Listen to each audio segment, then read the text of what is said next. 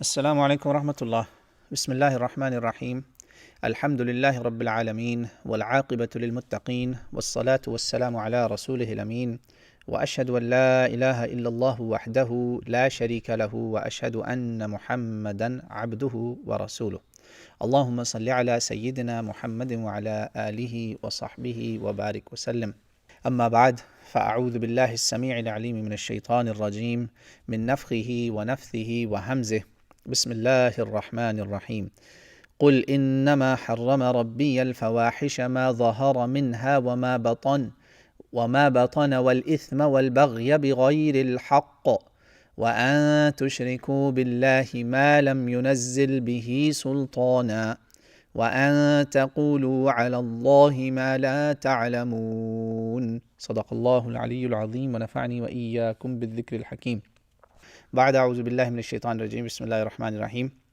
We said، ہم نے کہا سوری، پہلے پورا سیشن انگلش میں تھا، اب اردو میں ہوگا، تو those of you who have missed the English session, I'm sorry, but inshallah hopefully this one will be even better inshallah ta'ala, because it's in my native language, right?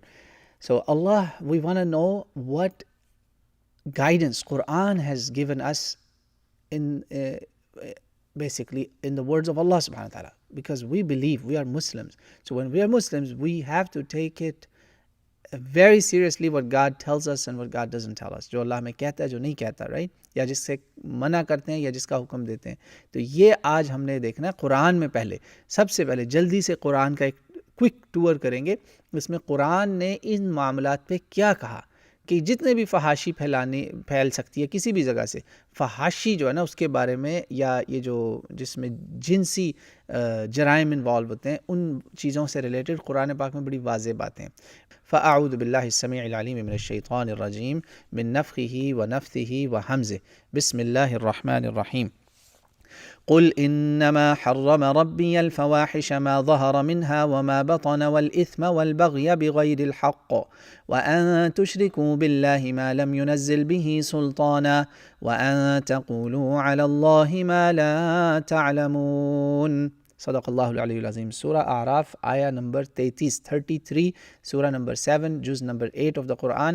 اللہ تعالیٰ کیا کہتے ہیں کہ ان سے کہہ دو اے نبی صلی اللہ علیہ وسلم، ان کو بتا دیجئے کہ میرے رب نے ہر طرح کی فحاشی سنیے کا لفظ، فحش چیزیں، جتنے جنسی جرائم ہیں نا اس میں آ جاتے ہیں، ہر چیز، آنکھوں کی فحاشی، ہاتھوں کی، کانوں کی، زبان کی، ہر فحش کلام یا فحش اعمال اللہ نے حرام کر دیے، چاہے وہ سامنے ہو پبلک کے یا ہڈن ہو. یا اللہ، اب بتائیں ہم ٹی وی سکرینز پہ جب یہ بیٹھتے ہیں ہم لوگ، تو کتنا بڑا خطرہ ہے اس وقت کے. فحاشی تو بہت بڑا ورڈ ہے، اور یہ مکی قرآن میں آ رہا ہے. اس سے پتہ یہ چلا کہ جب مکن قرآن میں کوئی حکم آتا ہے وہ تو بہت ہی سیریس ہو گیا نا، ورنہ تو بڑے بڑے جتنے احکام تھے، شراب حرام، یہ حرام، یہ حرام، یہ تو آیا سارا مدینہ میں.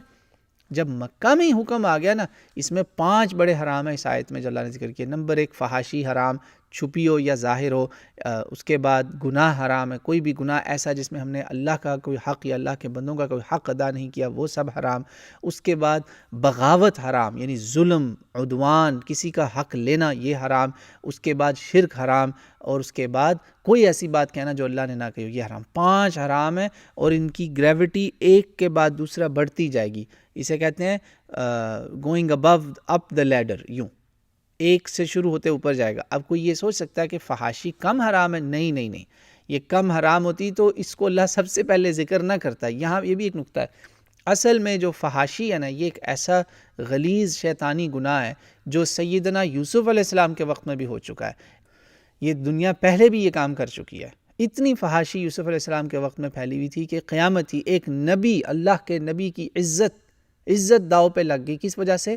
فحاشی کی وجہ سے، جو اس کے ارد گرد فحاشی عورتوں نے لانے کی کوشش کی. اور شیطان، افسوس کے ساتھ کہنا پڑتا ہے، سب سے زیادہ جس کو استعمال کرتا ہے نا، مس گائیڈ کرتا ہے، مینوپولیٹ کرتا ہے، وہ ہماری مائیں بہنیں ہیں. چاہے وہ تاریخ قدیم میں تھیں، دور یوسف علیہ السلام میں تھیں، یا دور جاہلیت میں تھیں، یا دور محمدی صلی اللہ علیہ وسلم کے وقت میں بھی تھیں، اس کے بعد ابھی بھی. یہ بڑا سیریس معاملہ ہے. تو قرآن میں اس کو اللہ نے سب سے پہلے رکھا. فحاشی حرام ہو گئی، یہ ساری چیزیں۔ اب اس کو مزید واضح کرتے ہیں، جمعے کے ہر خطبے میں تقریباً ہمارے خطیب یہ تلاوت کرتے ہیں جو عمر ابن عبدالعزیز رحمۃ اللہ علیہ نے، ہم ان کو خلیفۃ الراشدی کہتے ہیں، ایک طرح سے خلیفۃ الراشد کی طرح ہیں، مطلب ناٹ لٹرلی، جو ایک بادشاہت کی لائن میں آتے آتے اللہ نے ہمیں ایک ایسا تحفہ دیا، ایسی ایک نعمت دی جس نے سارے ظلم ختم کیے، اور اس ظلم کو ختم کرتے ہوئے جمعے کے خطبے میں یہ اعلان کروایا کہ یہ تلاوت کرو، ان اللہ یأمر بالعدل والاحسان وایتاء ذی القربى وینہی عن الفحشاء والمنکر والبغی یعظکم لعلکم تذکرون۔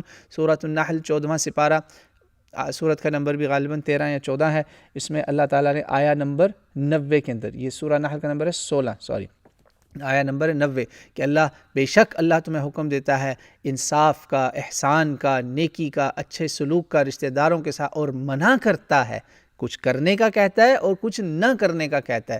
منع کرتا ہے فحاشی سے، بے حیائی سے، برائی سے، ہر طرح کی فحاشی بے حیائی سے، اور یہ اللہ تمہیں نصیحت کر رہا ہے تاکہ تم نصیحت پکڑ لو، تمہیں یہ اللہ موعظہ دے رہا ہے، وعظ اللہ کا یہ پہنچ رہا ہے تاکہ تم اس سے تذکرہ پکڑو، اس سے نصیحت پکڑو، اس سے اپنی اصلاح کرو۔ نہیں کرو گے تو جواب آ گیا، نہیں کرو گے تو جواب کیا آیا؟ مدینہ منورہ میں سورہ نور اتری، معاملہ ہوا، ہماری ماں پہ الزام لگا بہت بڑا، فحاشی سے ریلیٹڈ ہی بات تھی نا، تو وہ الزام تو جھوٹا ثابت ہوا، لیکن اللہ نے ایک بڑا حکم، اس میں بہت بڑا حکم آ گیا، ایک بہت بڑا حکم، کہ کسی بھی قسم کی فحاشی جو پھیلائے گا بھی نا لوگوں میں، جو چاہتے ہیں کہ یہ کام پھیلے، لوگ بڑا کیجولی بول دیتے ہیں جی وہ جی اس میں مسئلہ کیا ہے یار، بچے شغل کر رہے ہیں، ٹک ٹاک ہے، فلانا ہے، اسنیپ چیٹ ہے، یہ جی وہ ہے، انسٹاگرام ہے، what's the big deal, let them have a little fun۔ ان کے لیے بھی اس میں پیغام ہے، اور جو کوئی بھی اس میں انوالو بھی ہے اور وہ سمجھتا ہے کہ یہ اچھا کام ہے اور اس کو اس سے اب محبت ہونے لگی، اسی لیے اللہ نے ان چیزوں کو پہلے ہی مکہ میں ہی حرام قرار دے دیا تھا۔ یہ مکی صورتیں میں نے آپ کے سامنے پڑھی، سورہ اعراف بھی مکی، نحل بھی مکی، جہاں حالانکہ مکہ میں احکام نہیں ہوتے، رولنگز، ڈوز اینڈ ڈونٹس تو آتے ہیں سارے مدینہ منورہ میں۔ جب مدینہ میں آ گیا نا حکم، تو یہ بہت سیریس بات ہونے لگی۔ یعنی یہ وہ صورت ہے، سورہ نور سے میں آپ کے سامنے جو آیت رکھنے والا ہوں، یہ وہ صورت ہے جس میں اللہ نے، کوئی قرآن کی صورت ایسی نہیں ہے جس میں اتنا ایکسپلیسٹ بیان کیا ہو کہ زانی اور زانیہ کو ایسے کوڑے لگاؤ اور رحم بھی نہیں کھانا ان کے اوپر، اور یہ ان کا عذاب دیکھا جائے گا۔ اللہ نے اس کو عذاب کہا اس دنیا میں، اور پھر وارننگ کیا دی کہ یہ نہ سمجھنا کہ صرف الزام جھوٹا ثابت ہو گیا ختم ہوگی بات۔ اللہ نے کلیئر میسج دیا کہ تمہیں تو پہلے بتایا تھا کہ فحاشی چاہے وہ الفاظ کی ہو، اعمال کی ہو، چھپی ہو، ظاہر ہو، اوپن ہو، پبلک ہو، پرائیویٹ ہو، سب حرام تھا۔ میں نے تو تمہیں پہلے سکھا دی تھی یہ بات، میرا حکم تو پہلے تھا۔ 5 حرام جو تھے، وہ جو میں نے آیت پڑھی سورہ اعراف آیت نمبر 33، نہیں باز آنا تم نے۔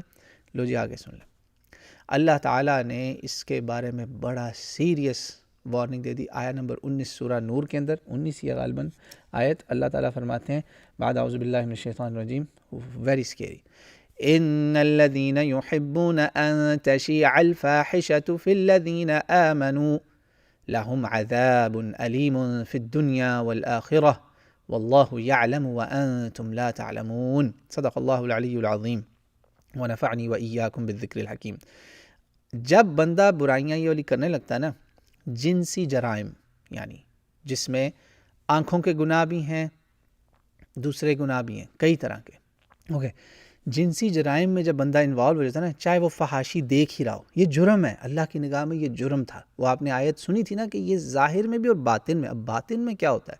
انسان ٹی وی دیکھ رہا ہے، کوئی مووی دیکھ رہا ہے، کوئی ٹک ٹاک کی گندی ویڈیو دیکھ رہا ہے کسی کی، جو ہو رہا ہے اس وقت دنیا میں، اسنیپ چیٹ پہ دیکھ رہا ہے کچھ لائیو، اس میں تصویریں دیکھ رہا ہے، کچھ کسی کی پروفائل میں گھسا ہوا ہے، پرائیویسی میں، واللہ عالم کیا کیا گند ہو رہا ہے، یا ایون یوٹیوب پر دیکھ رہا ہے، وہ سمجھ رہا ہے کوئی دیکھ تو رہا نہیں، استغفر اللہ، یہ اس سے بڑا کوئی شرک ہو سکتا ہے؟ اسی لیے اللہ نے فحاشی کو سب سے پہلے رکھا کہ یہ انسان کو شرک تک بھی لے جائے گی، کہ بندہ کہے گا اب مجھے کون دیکھ رہا ہے؟ نعوذ باللہ، اللہ دیکھ رہا ہے بھائی، پرائیویٹ میں بھی اللہ تمہیں دیکھ رہا ہے۔ وہ کیا ہے؟ وَنَحْنُ أَقْرَبُ إِلَيْهِ مِنْ حَبْلِ الْوَرِيدِ وَهُوَ مَعَكُمْ أَيْنَمَا كُنْتُمْ وَاللَّهُ بِمَا تَعْمَلُونَ بصیر، بصارت۔ تو میرے بھائی، یہاں پہ اللہ نے کہا کہ اگر تمہیں یہ محبت ہوگی نا اس طرح کے کاموں سے، کسی بھی قسم کی فحاشی سے، اس کے پھیلانے پر یا اس کے اندر انوالو ہونے پر محبت ہوگی، اور وہ بھی مومنوں میں، مسلمانوں میں پھیلانے پر، تو اللہ نے کہا اس پر بہت دردناک عذاب ہے، عذاب علیم ہے، دردناک عذاب ہے دنیا میں بھی اور آخرت میں بھی، اور اللہ جانتا ہے اور تم نہیں جانتے۔ یعنی اللہ یہ پیغام دے رہا ہے کہ اللہ نے یہ جو دردناک عذاب دنیا میں بھی اس کا رکھا ہے، یہ کوئی ظلم نہیں ہے، تم نہیں سمجھتے اس کو، یہ ورنہ معاشرے میں اگر تھوڑی سی بھی اللہ نے نکیل نہ ڈالی تو یہ تو جنگل سے بھی برا حال بن جائے گا اس زمین کا۔ تو یہ ہے معاملہ جی، قرآن سے ہمارا ایک سفر شروع ہوا۔